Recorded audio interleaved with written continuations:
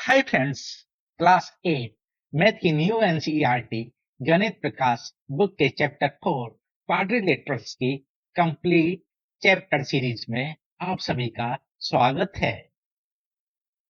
आज हम सॉल्व करेंगे पेज नंबर 94 और दिए हुए क्वेश्चन नंबर 3 को। Let's start. देखिए, इस क्वेश्चन को सॉल्व करने से पहले हमें एक टर्म है परपेंडिकुलर डायमीटर, उसको समझना होगा। देखते हैं परपेंडिकुलर डायमीटर में सबसे पहले हम डायमीटर को देख लेते हैं। डायमीटर क्या होता है? ऐसा कोई भी लाइन सेगमेंट जिसके दोनों एंड पॉइंट सर्कल पर हो और वो सेंटर से निकले, वो सर्कल का डायमीटर कहलाता है। तो देखिए, अगर इस एंड पॉइंट को मैं ए मान लूं और इस दूसरे एंड पॉइंट को मैं बी मान लूं, तो ए भी होगा, वो इस सर्कल का डायमीटर होगा। सेम मैं दो एंड पॉइंट लेता हूं, एक यहां ले लेता हूं, दूसरा एंड पॉइंट यहां ले लेता हूं। अब एक लाइन सेगमेंट को पास थ्रू करता हूं सेंटर से। ये जो लाइन सेगमेंट होगा वो डायमीटर कहलाएगा इस सेंटर का। इसको नाम दे देता हूं पी और आर। तो ये पी आर होगा, वो डायमीटर होगा सर्कल का। इसको नोट डाउन कर लेते हैं। Any straight line segment that pass through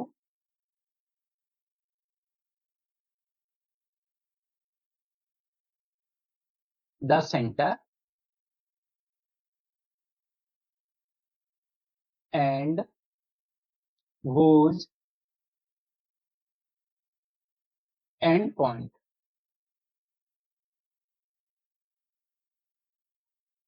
lie on the circle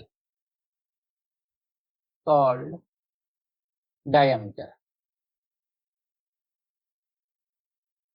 diameter radius का 2 टाइम्स होता है। d is equal to 2r। अगर ये सर्कल की रेडियस है r, तो इसका डायमीटर 2r होगा। देखिए, एक r ये रहा और सेकंड r ये रहा, तो ये 2r हो गया डायमीटर। तो हमेशा ध्यान रखिए, डायमीटर होगा वो हमेशा 2r रहेगा। अब देखते हैं परपेंडिकुलर डायमीटर।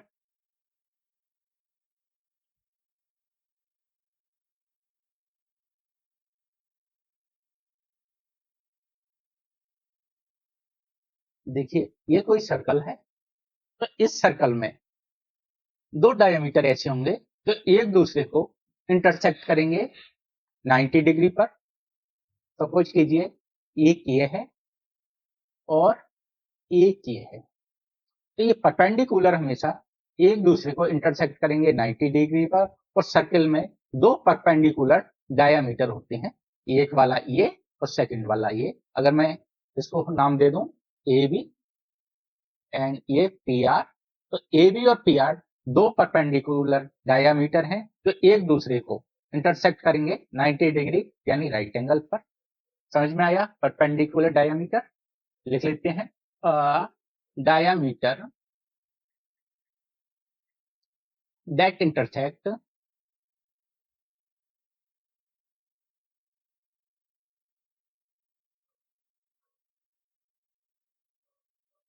another lines या chord or a second diameter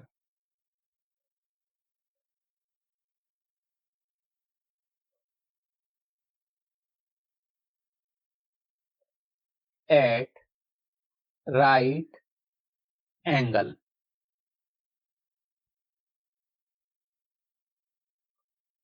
called perpendicular diameter।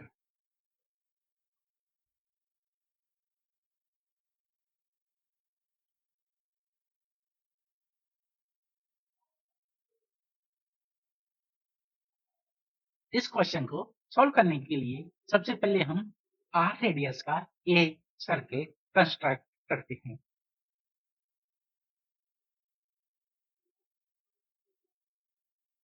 ये सेंटर है O, यहां पर मैं रेडियस R का एक सर्कल कंस्ट्रक्ट करता हूं।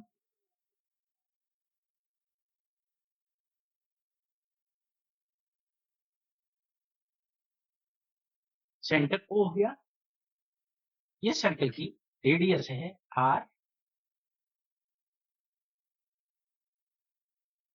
अब मुझे दो परपेंडिकुलर डायमीटर ड्रॉ करने हैं।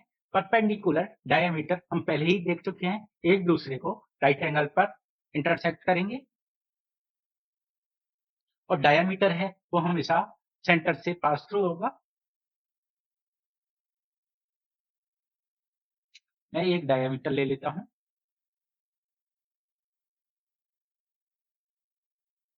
इसका नाम दे देता हूं मैं ए एम। दूसरा ले लेता हूं मैं पी एल। अब देखिए ओ एल रेडियस है, तो ओपी भी रेडियस होगी क्या सर्कल की? यस होगी। एओ भी रेडियस होगी, यस। और ओएम भी रेडियस होगी, क्योंकि डायमीटर हमेशा 2 टाइम्स होता है रेडियस के, और एएम भी डायमीटर है और पीएल भी डायमीटर है, तो ये दोनों एक दूसरे पर 90 डिग्री का एंगल बना रहे हैं।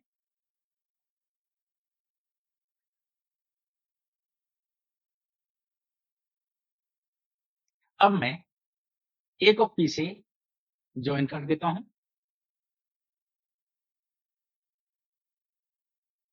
पी को एम से ज्वाइन कर देता हूं,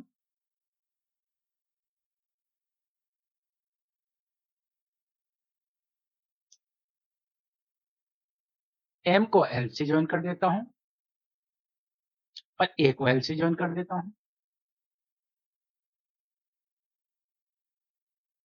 और ये जो स्ट्रक्चर बन रही है ए पी एम एल को ज्वाइन करने से, वो क्वाड्रिलेटरल होगी, क्योंकि 4 साइड्स हैं और क्लोज स्ट्रक्चर है, तो ए पी एम एल क्या हुई? Quadrilateral.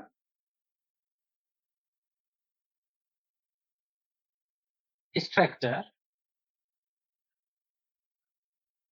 A P M L A R quadrilateral because this is closed structure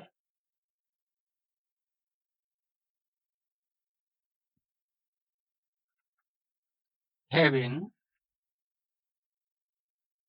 4 sides। देखिए ये हमें मालूम चल गया क्वाड्रिलेटरल है। क्वाड्रिलेटरल में हमें फाइंड आउट करना है कौन सा क्वाड्रिलेटरल है। तो देखिए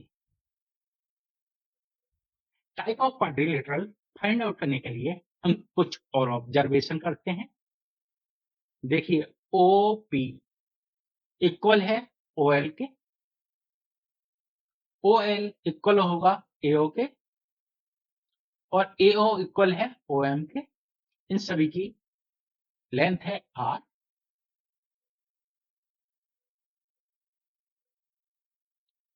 इसे अपन सेकेंड ऑब्जर्वेशन मान लेते हैं। अब देखिए structure A P M L में ए एम और पी एल डायगोनल्स हैं, एक दूसरे को बाइसेक्ट कर रहे हैं और 90 डिग्री पर कर रहे हैं।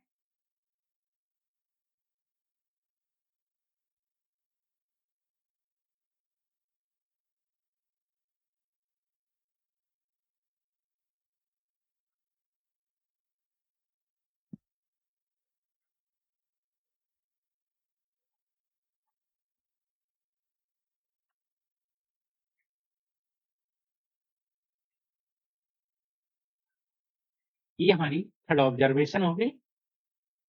अब आप देखिए ऑब्जर्वेशन 2 एंड ऑब्जर्वेशन 3 से ये सारी प्रॉपर्टी स्क्वायर की हैं, क्योंकि स्क्वायर में दोनों डायगोनल इक्वल लेंथ के होते हैं, एक दूसरे को बाइसेक्ट करते हैं और राइट एंगल पर बाइसेक्ट करते हैं। सो हम कह सकते हैं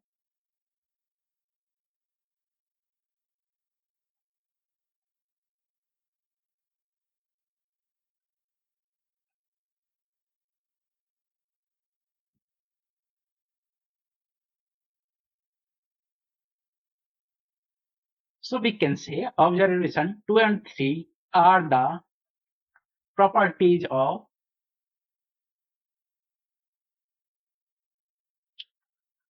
square. So A, P, M, L, A square. अब हम क्वेश्चन नंबर 4 को सॉल्व करते हैं। क्वेश्चन नंबर 4 है, we have seen how to get 90 degree using paper folding. हमने देखा हुआ है पेपर फोल्डिंग से हम 90 डिग्री एंगल बना सकते हैं। नाउ अब हमें सपोज करना है we do not have any paper, हमारे पास कोई पेपर नहीं है, but two sticks of equal length, हमारे पास 2 स्टिक्स हैं इक्वल लेंथ की, एंड ए थ्रेड, और एक थ्रेड है। How do we make an exact 90 degree using these? हमें 2 स्टिक और एक थ्रेड से 90 डिग्री का एंगल बनाना है। इस क्वेश्चन को सॉल्व करने से पहले एक फैक्ट आपको रिकॉर्ड करना होगा, वो आपने पढ़ा है कि सेमी सर्कल के अंदर जितने भी ट्राइएंगल बनेंगे वो राइट एंगल ट्राइएंगल होंगे। इस फैक्ट को मैं एक बार राइट डाउन कर देता हूं। Any triangle drawn inside a semi circle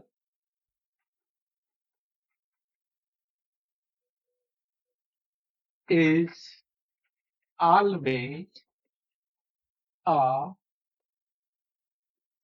right angle triangle. Semi circle के अंदर बना हुआ कोई भी ट्राइएंगल राइट एंगल ट्राइएंगल होता है। तो हमें सबसे पहले एक सेमी सर्कल कंस्ट्रक्ट करना है और उसके बाद उसमें एक ट्राइएंगल बना देना है, तो वो क्या हो जाएगा? Right angle triangle. अब इसमें हमें 2 इक्वल लेंथ की स्टिक दी हुई है।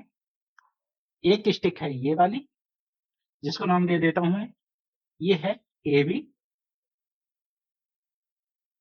एक दूसरी स्टिक है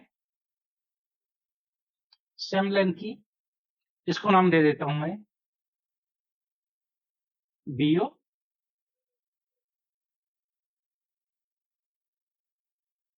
अब देखिए ए बी की रेडियस, ए बी की लेंथ अगर आर है तो बीओ की भी लेंथ होगी आर, यानी एओ की लेंथ हो गई 2r, 2r यानी किसी भी सेमी सर्कल का डायमीटर हो गया। अब मैं एक थ्रेड लेता हूं और इससे सेमी सर्कल बनाता हूं। ये मैंने थ्रेड लिया और एक सेमी सर्कल कंस्ट्रक्ट कर दिया।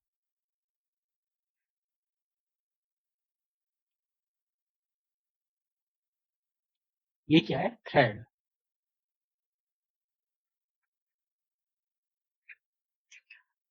अब सेमी सर्कल में हम एक ट्राइएंगल बना लेते हैं। देखिए इस पॉइंट पर एक ट्राइएंगल बना लेता हूं।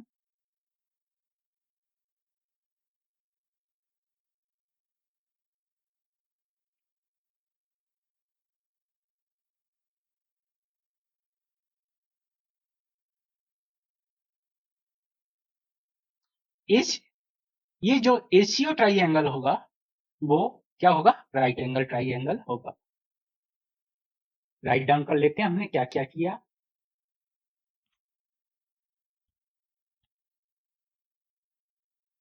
तो to equal length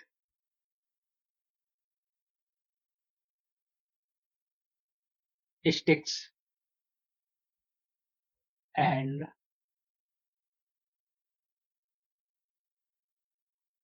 make a line segment named AB, ये O है, AO, and its midpoint is B, हमने दोनों स्टिक से एबीओ लाइन सेगमेंट बनाया जिसका मिड पॉइंट है बी। अब हम थ्रेड को एक एंड पॉइंट से टाई करेंगे। Now tie the thread from one and point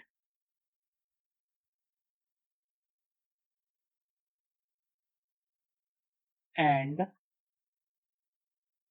construct a semicircle।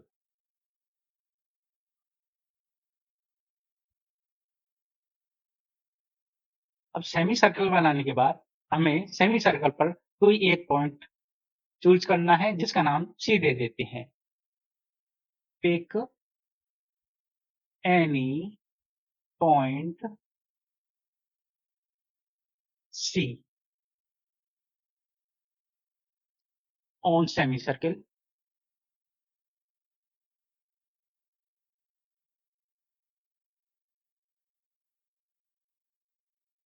and join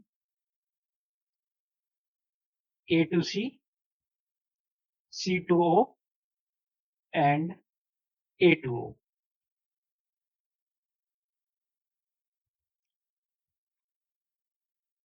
This form a triangle ACO। Now angle ACO is 90 degree. ये हमारा क्वेश्चन नंबर 4 सॉल्व हो गया। अब क्वेश्चन नंबर 5 को solve करते हैं। देखिए, we saw that one of properties of a rectangle is that its opposite sides are parallel। हमने देखा है कि रेक्टेंगल की एक प्रॉपर्टी है, इसकी अपोजिट साइड पैरेलल होंगी। Can this be chosen as a definition of rectangle? या इस प्रॉपर्टी को हम एक डेफिनेशन की तरह यूज कर सकते हैं? ये हमें बताना है। और नहीं कर सकते तो इसका रीजन क्या है? हमने रेक्टेंगल की प्रॉपर्टी पढ़ी हुई है।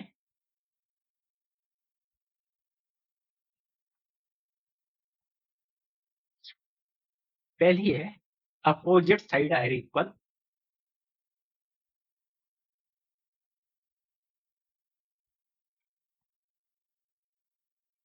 जो सारे एंगल होंगे वो 90 डिग्री के होंगे। डायगोनल होंगे इक्वल, डायगोनल इक्वल लेंथ के होंगे। और ये डायगोनल एक दूसरे को बाइसेक्ट करेंगे। मैं एक स्ट्रक्चर बनाता हूं।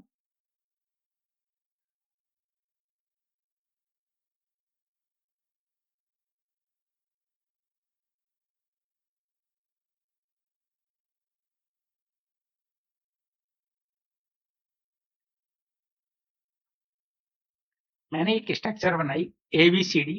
इसकी देखिए अपोजिट साइड इक्वल है और पैरेलल है। लेकिन ये रेक्टेंगल है क्या? अपोजिट साइड तो इसकी इक्वल है लेकिन एंगल 90 डिग्री का नहीं है। तो ये रेक्टेंगल होगी क्या? नहीं, ये रेक्टेंगल नहीं होगी। ये स्ट्रक्चर है पैरेललोग्राम। सेकंड देखते हैं। देखिए, ये वाली साइड से है वो इस साइड के पैरेलल है। देखिए, दो एंगल हैं वो 90 डिग्री के भी हैं, बाकी के दो एंगल हैं वो 90 डिग्री के एंगल्स नहीं है। ये स्ट्रक्चर होगी वो भी रेक्टेंगल नहीं होगी। रीजन लिख देते हैं। No, this can't be a ideal definition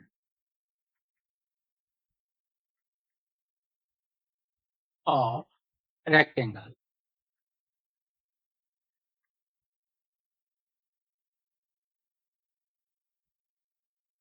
A quadrilateral with opposite side are parallel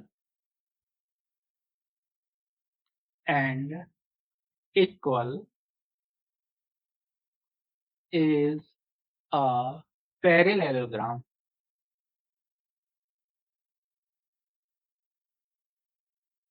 And all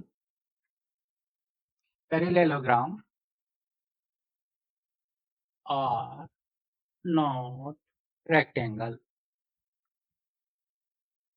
In a rectangle, all angle will be right angle. ये क्वेश्चन नंबर 5 का आंसर होगा।